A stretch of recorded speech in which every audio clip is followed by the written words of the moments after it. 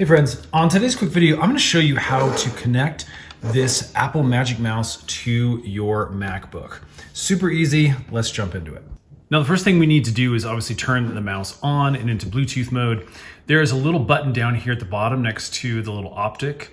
We're going to turn that on. It should look green like that. Again, make sure your mouse is charged. If it's not charged, this is the charging port down here. Basically, this specific one takes lightning. You're just gonna plug it in, make sure the other side is in a USB port charging. So from here, we're gonna jump onto our MacBook to go into pairing mode. Let's jump onto a screen share and I'll show you what to do from there. Okay, over here on my MacBook, you can see that we are in settings. In order to get to settings, you can click this Apple button and then go to system settings here, or you may have a little menu icon with the gears down in your dock. Once you have the settings opened, you can scroll down to Bluetooth, and inside Bluetooth, you're gonna have your devices that are already automatically set up for Bluetooth connection with your MacBook. You're also going to have Bluetooth up here. Make sure that is turned on, and you see the little blue here. And then you should see nearby devices. The Magic Mouse should show up.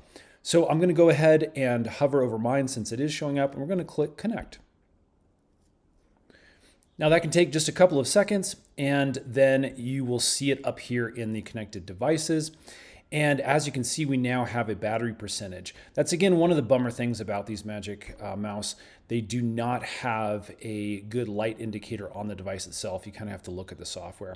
And at this point, we are ready to use it. In fact, I'm going to move it around right now. You can see they are moving as I'm moving the mouse.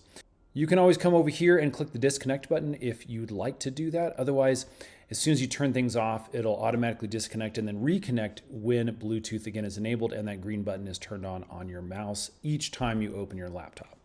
Now, one of the other things you can do, which is pretty nice, is come over here and click this little I. That's the information button. And as you can see, we can actually change the name on here. I can change this to Scott's Magic Mouse. Click done.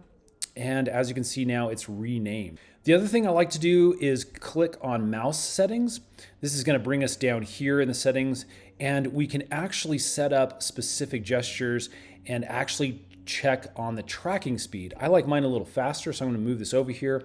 Now, as you can see, as I move the mouse around, it just goes a little bit quicker, which is what I like.